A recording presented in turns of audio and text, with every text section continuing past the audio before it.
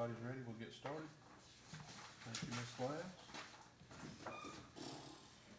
This is Hardin County Commissioners Court. Today is Wednesday, July 29th, 2020. It is 10 a.m. and we are here resuming our regular meeting from yesterday, which was recessed until today to give all of the commissioners an opportunity to review the proposed budget submitted by me yesterday morning at 10 o'clock. I also emailed the proposed budget out to all elected officials and department heads. And unless I missed something or unless I'm forgetting something, no one has responded if there were any discrepancies. We did receive an email this morning, which I've handed to you in your folders there from Ms. McKinney. She did make one change to the Hardin County proposed tax rate and tax revenue calculation sheet for the October 1st, 2020 to September 30th, 2021 period, and that's highlighted on your sheet. And that is to show the newly required language which discusses the amount and percentage of increase of the fiscal year 21 budget over the fiscal year 20. And I'd like to read that off as well for the record. The fiscal year 21 proposed budget is $590,969 higher than the fiscal year 20 adopted budget, and that is a 2.516646% increase. So with a 2% increase in wages, we also have an increase in health insurance, property insurance, and other minor increases here and there. I think that we have a good budget. It is balanced without taking any money out of the surplus funds balance and without any tax increase. So I know that a lot of people saw the action that we took at our last regular meeting where we have the option to increase the tax rate up to the 8% higher than the no new revenue rate, which Ms. Finn will provide us that amount here in a minute. But we are not increasing the tax rate at all whatsoever. The 2019 tax rate is 0.5800, and in our proposed budget, which we will address here in a moment, but that amount is still at 0.5800 for the tax rate. And Judge, it looks like under the new cap of 3.5%, we're still well below that. Yes, sir. Yes, sir. When we get to the line item for the tax rate, I'll ask Ms. Finn to provide us the what we used to call the effective tax rate is now the no new revenue rate, and that's 0.57 and some change. And we'll get her to give that to us exactly here in just a moment. But at this time, we'll go back to item number 17 on the agenda for discussion and possible action to accept the fiscal year 2021 proposed budget provided by myself. Are there any items that we need to discuss regarding that? I move that we allow the judge to file a proposed budget. Second. Have a motion by Commissioner Cooper, seconded by Commissioner Kirkendall. Is there any discussion? Do any of the elected officials or department heads that are here have anything they'd like to say or ask regarding the proposed budget? All in favor? Aye. Any opposed? Motion passes unanimously. Item number 18, discussion and possible action to set the proposed tax rate for the year 2020. And again, that proposed tax rate included in the proposed budget is 0.5800. Ms. Finn, would you go ahead and provide us with the figures that you have been able to put together? And again, I want to thank you. Yes. Will you unmute that before you talk?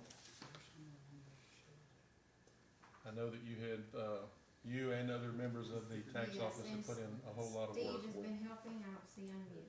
On the bottom left, there should, if you use your mouse on the bottom left, there you go. Okay. Yes, all of you have done a great job and put a lot of hours into getting this ready with all the changes that the legislature put in and trying to figure all of that out, and I want to thank you for that. Thank you. The no new revenue rate is 0.570506.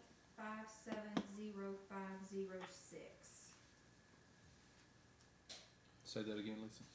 0.570506.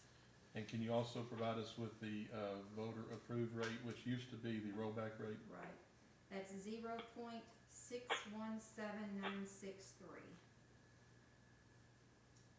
And again, the proposed, the rate that I proposed for us to set today is 0.5800, which is less than 1 cent higher than the no new revenue rate and several cents lower than the voter approved rate.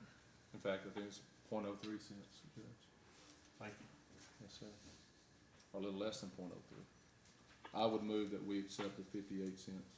Second. Have a motion by Commissioner Kirkendall, seconded by Commissioner Cooper. Any discussion? All in favor? Any opposed? Motion passes unanimously. One thing I should have said when we started is that Commissioner Pelt is still absent today. We do have Commissioner Roberts appearing virtually, and then, of course, Commissioner Cooper and Commissioner Kirkendall are here in person. We do have a quorum, and I do want to go back, if everybody will allow me to do so, just to discuss one other item on the agenda from yesterday. It's item number 8. Ms. Mendesable's not here, but she and the auditor both talked to Ralph yesterday. Commissioner Kirkendall, you recommended that we have him Zoom in at some time in the future to kind of help answer some questions. Based on the information that Ms. Mendesable and Ms. Gore have provided me this morning, I honestly think that us tabling this yesterday was an excellent idea, and I think that we should table it for indefinitely. And the reason is the person who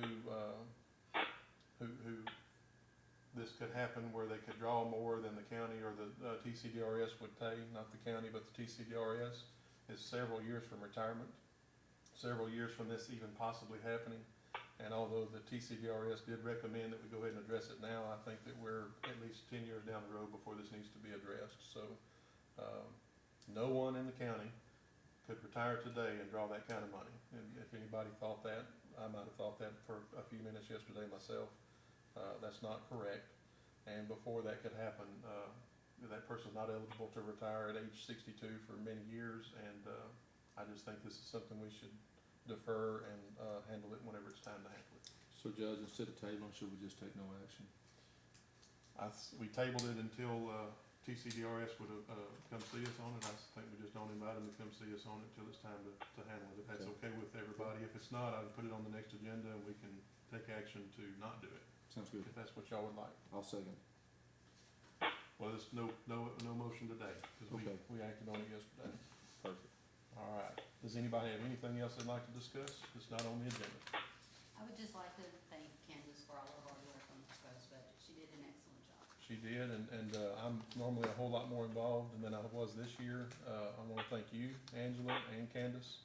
And if anybody else in your office worked on it, that I didn't work with them directly, but I'm sure that you might have had some help from them. I want to thank them. And Ms. Cook, you and your staff, Lisa, again, and Steve, I think, was helping Lisa some this morning from MVBA.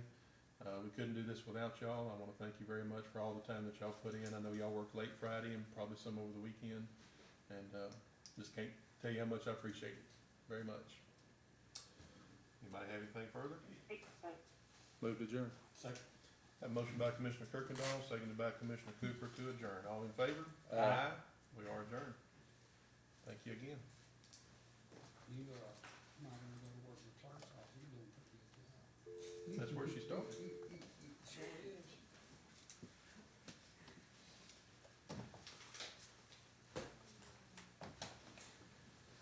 I don't know.